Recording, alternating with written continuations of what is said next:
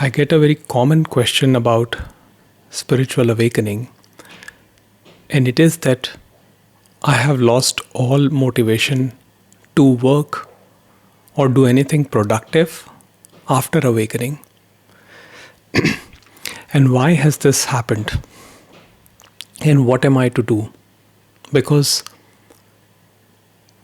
even if this spiritual understanding has come about, or let's say the awakening has happened, I still have to earn my living, support my family,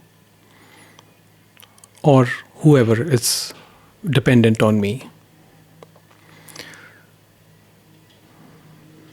So you see, the thing is, conceptually speaking, before awakening,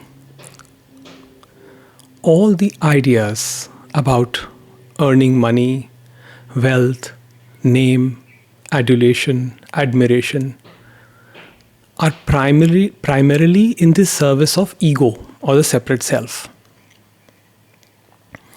So all those ideas stem from separation, which means the ego, personal identification with the name and form as a separate entity, believing in its limitation, wants to become better, bigger, stronger. And all of these ideas are based around the belief that once I achieve all these things, once I achieve a huge bank balance, financial status, once I achieve or attain or get the best relationship, or attain spiritual knowledge or intellectual knowledge, I will somehow be much more than what I am right now. So this road to self-improvement it becomes a hamster wheel, a never-ending roller coaster, which brings a lot of pain and suffering in life. But now something happens. There is a crack in the structure of the personality.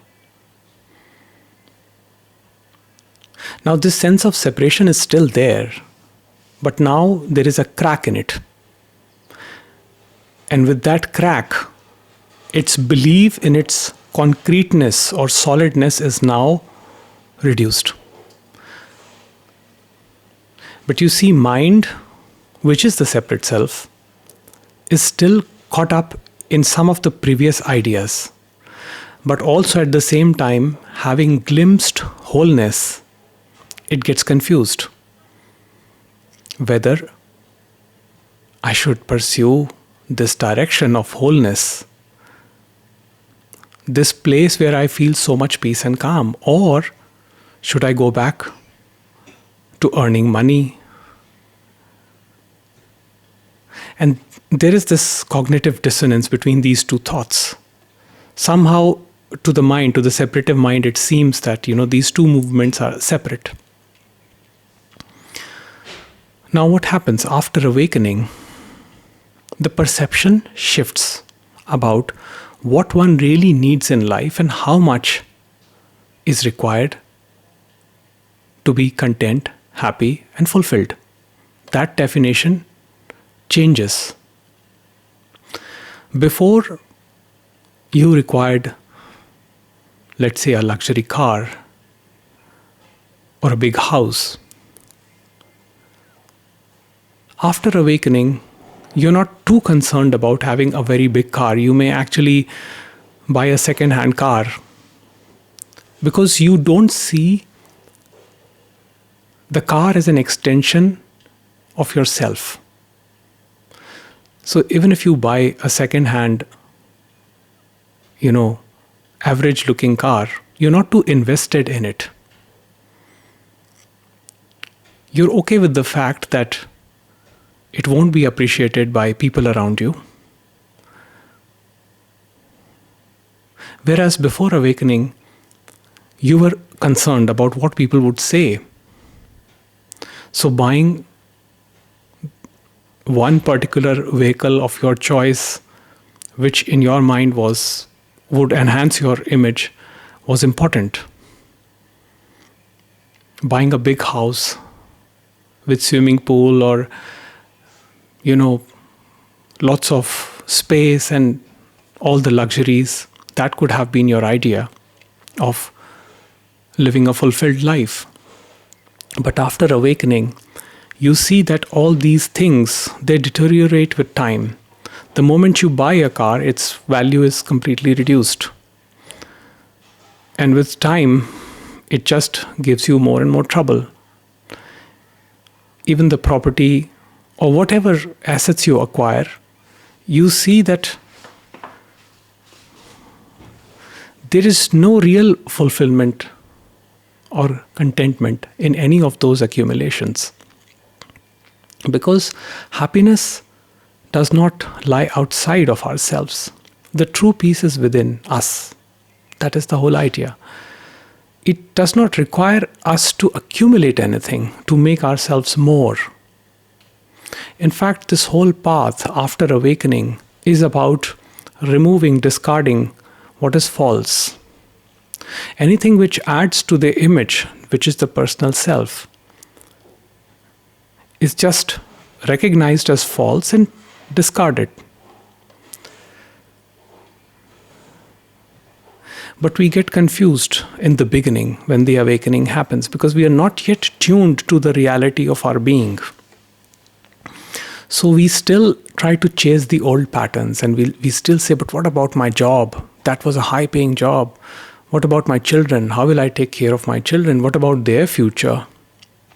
So all this movement is completely away from the present moment, worried about what will be, what will not be, what should be, what should not be. We are so worried. We should make our children secure. Why? Because that gives us a sense of security. Must ensure they get very good education, that they should learn life skills, and they should be able to defend themselves and make a good living in the world, in this bad, mad world. That is how we see it before awakening. After awakening, there is no world, there is no other. So it doesn't mean that we don't teach our children life skills. We do, but we offer more and more of our presence to them. And when we do that, we actually teach them, directly or indirectly, the most valuable life skills, because we give them complete freedom to explore and make mistakes, rather than dishing out everything for them, thinking that that will make them secure.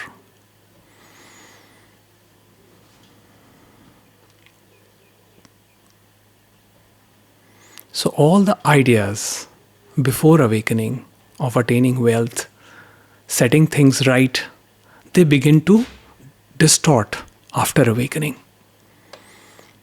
After awakening, there is not much concern with what should and should be, because there is acceptance of what is. And mind, habitually conditioned with the past, tries to move here and there every now and then. It is seen, it is recognized, and we simply let it be. We simply let it do whatever it wants to do. We don't put too much resistance, too much effort into things.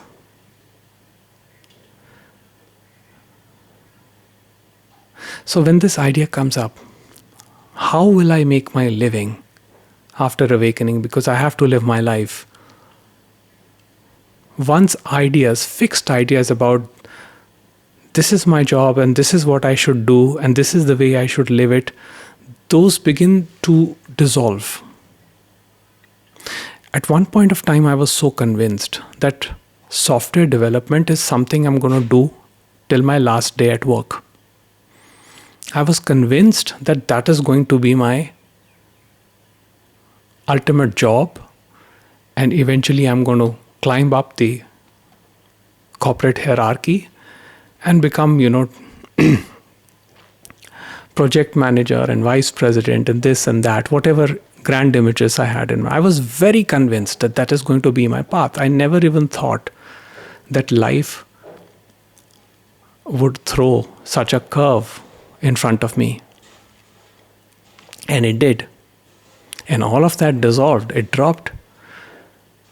And then I noticed that I could be happy with much less. Because now I was not too much bothered about investing with the future idea of happiness. If I have this much money in my bank account, then I will be happy. Must save for the old age. What happens if something happens in the old age?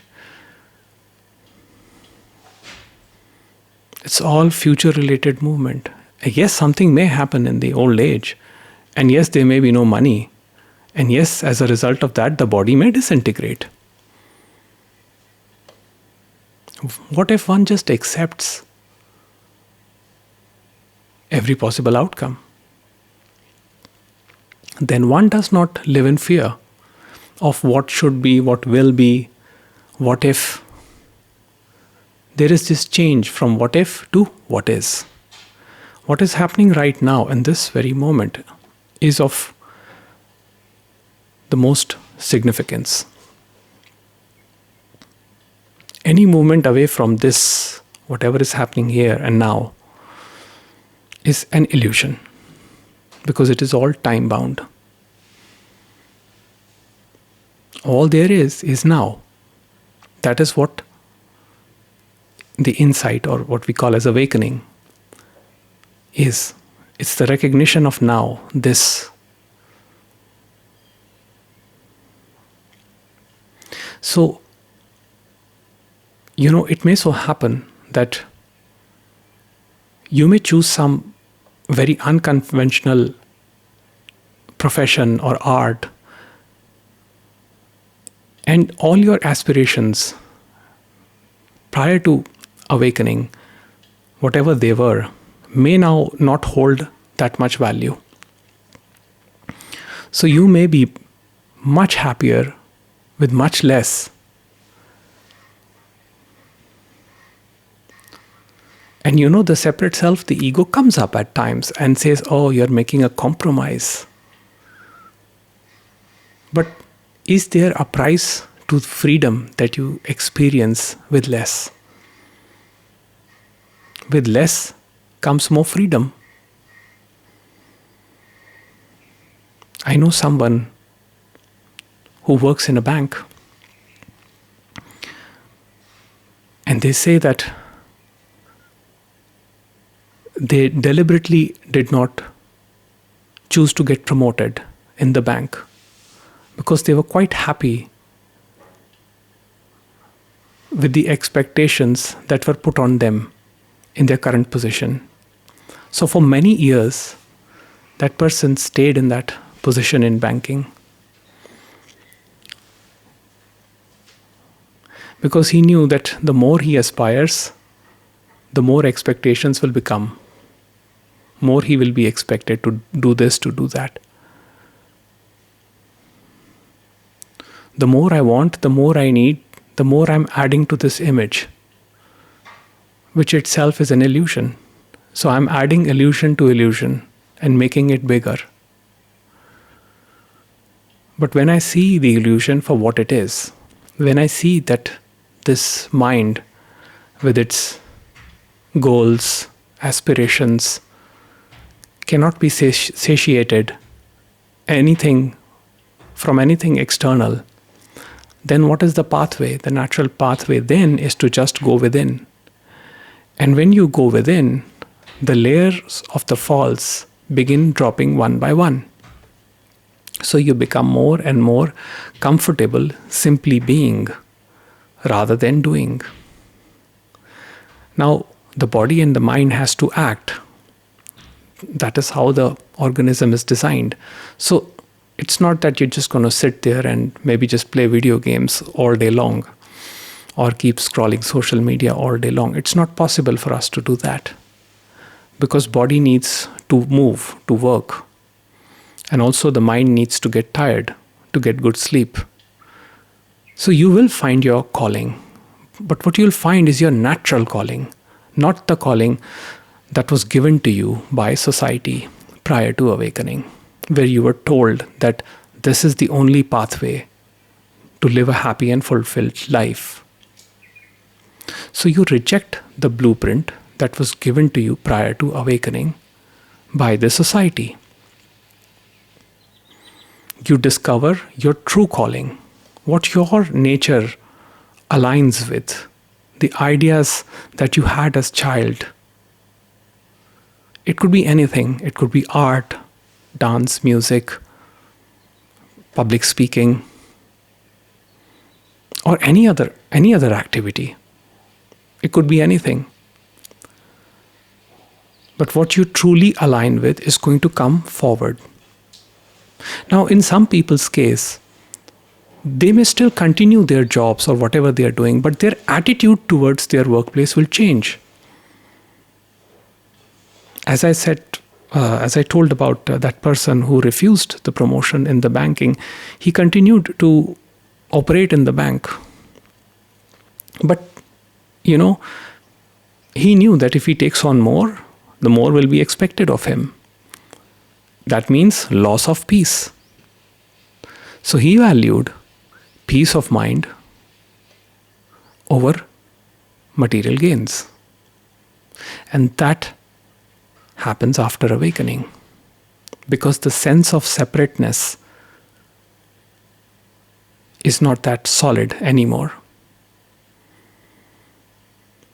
So this whole movement to become better by gaining more, by becoming greater,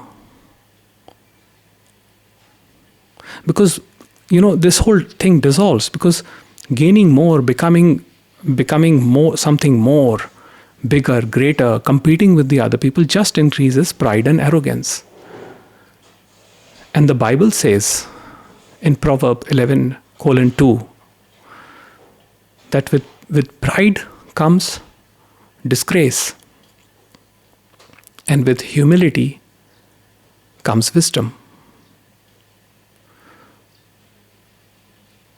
So, when you're willing to let go of all that which is false, you settle in your own being, in your most natural state, which is the highest place of wisdom. In that, there is no need to get anything from the outside to feel whole.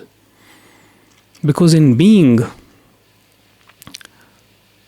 which is the highest frequency, nothing else is required. As it is said that we are not human doings, we are human beings. It is not the doing which defines our value. Our true value is in the being, which means we are all of the same value. None of us are more than anybody else. Nobody is at a higher position or a lower position than anybody else. The true worth, our true value, is same for all of us. But we live in this misconstrued idea that our doing defines our worth. And then we assign hierarchies, and based on that we assign values. And then we compete. And competition is purely based on separation. But cooperation is based on understanding, is based on compassion. So, before awakening, it's me versus the other. After awakening, it's me and the other. There is no separation. So, experiencing this temporary situation where one is totally confused about what should one do in life is okay. But in that confusion, only the clarity will come. Because when the mind will continuously wrestle with different ideas, it eventually gets tired. And when this separative, the ego mind gets tired and subsides, then comes the creative mind. The mind that is capable of true discernment. The term used in Sanskrit, if I'm not wrong, is viveka. The word viveka means the ability to discriminate, to discern, to make the subtle discernments between what is required and what is required by the separate self as a strong desire, and what is needed for the biological organism to remain happy and peaceful. And the highest value is seen in the being. So we do not compromise on the peace of mind at any cost. Even if that means loss of money, loss of relationships, changing a job, whatever, we do not compromise on our peace of mind. Because the truth of being, the restfulness, the calm, the peace has been seen. And in that scene, the change has already happened. And now it just percolates and settles and becomes one's true nature.